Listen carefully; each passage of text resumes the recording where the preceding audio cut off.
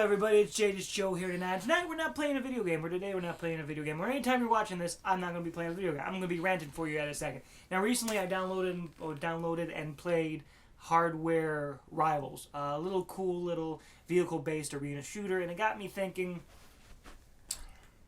I don't like arena shooters.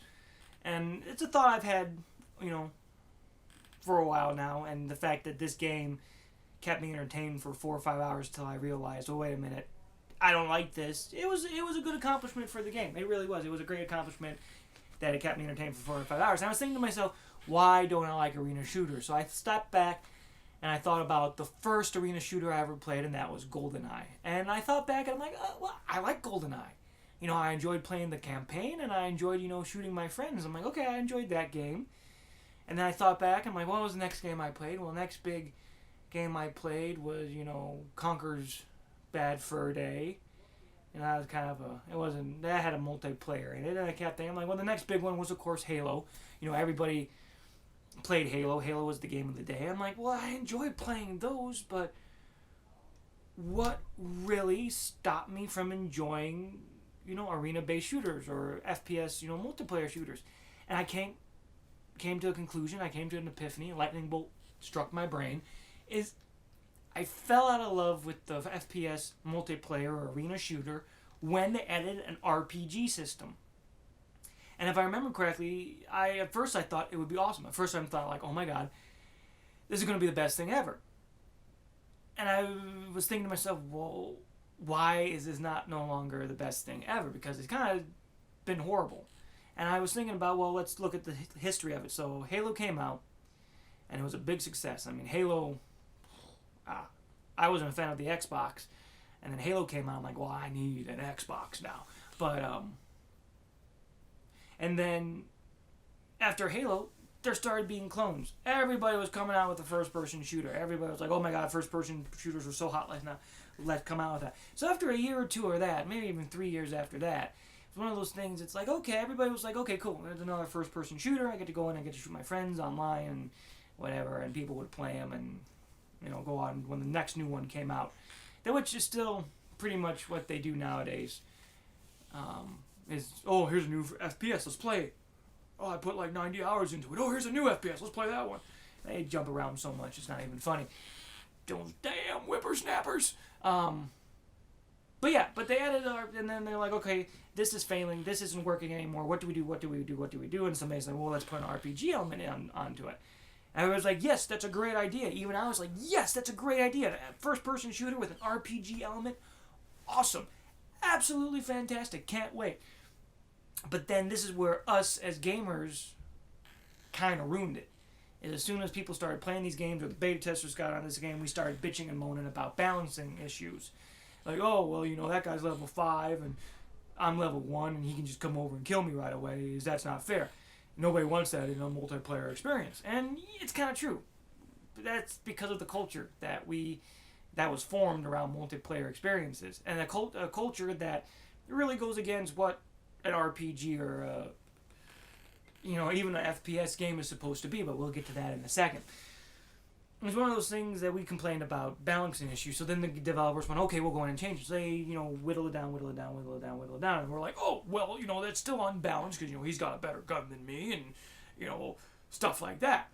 And they're like, okay, we'll whittle it down. So eventually what happened with these FPS RPGs is that playing them online is everybody gets the same thing.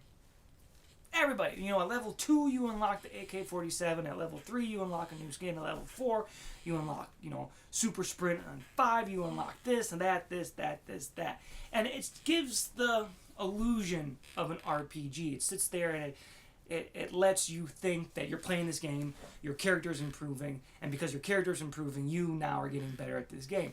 When in theory, that's not how an RPG works. In theory.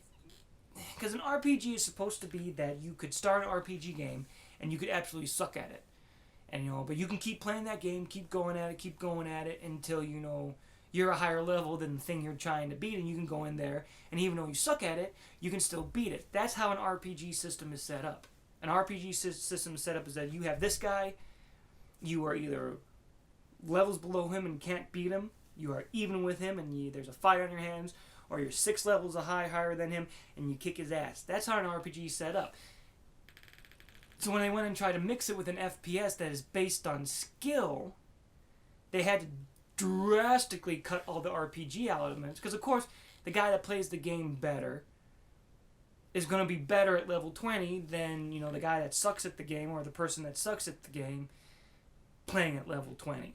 Because yeah, they both have the same exact skills, but the guy that's playing, you know, 80 hours a week or 40 hours a week, who's trying to get into the Major League Gaming circuit, you know, is going to be better than, you know, the level 20 that puts, you know, 5 hours a week into the game. And it's just sad to me that they're using the RPG system to get people hooked into games, even though it's not an RPG.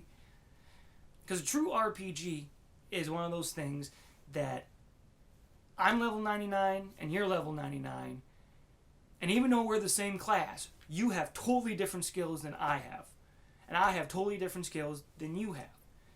That's the way a good RPG should be set up. Look at Dungeons and Dragons. Look at some of the, you know, look at some of the original RPGs on the systems. Look at Final Fantasy VII, since I've been playing that a lot. That was an excellent example, because at level 99, I had my team set up completely different than, you know, somebody else at level 99. Because even at level 99, there was thousands upon thousands of combinations you could do to put everything together. That is an RPG system. The things, or the system that they connected to most of these FPS multiplayer arena shooters, are not true RPG systems, because everybody gets the same thing at the same time. Like, for instance, the newest, it's not a first-person shooter, but it's a third-person shooter, is Metal Gear Solid Online. Played that game thinking it was going to be more like the original game, where you got your skills, but then you got a whole bunch of weapons and you can choose your own kit and everything like that and go for it. But they didn't do that. They went to a skill tree. And now I'm going to get into a whole nother video explaining my hatred for the skill tree. But they got into a skill tree saying, oh, at level 1 you get this, at level 2 you get this, at level 3 you get this. And that is not an RPG system. The skill tree or something like that is a totally different system other than an RPG. Just because you gain experience to get shit does not make it an RPG system. And that is my biggest issue with FPS, is saying that they have an RPG system, because it's not. If my character turns out to be exactly the same as every other character on that server, or every other character in the world, it's not a true RPG system. It is a ranking system. It is some other system that I can't think of the name. And that's really where I get my hatred for FPS multiplayers and arena shooters, is that they say it's an RPG system, but it's not. Anything nowadays where you can change the color of your freaking hair and you gain XP is an RPG. When most of these games should not be classified as RPGs. Or most of these games shouldn't be allowed to say, oh, it's an FPS with RPG elements. No, it's not.